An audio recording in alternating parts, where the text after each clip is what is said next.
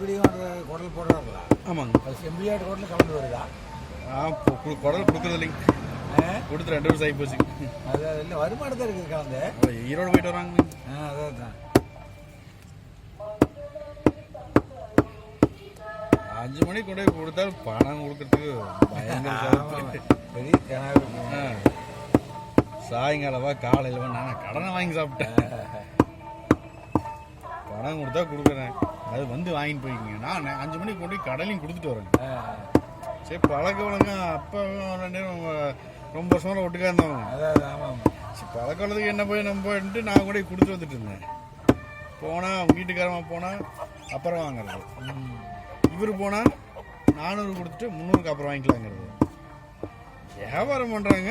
காலையில் நம்ம முதல் வியாபாரம் காசு கூட வாங்காமல் நான் கூட கொடுத்துட்டு வரேங்க. அதே அந்த கவுண்டரை கொண்டு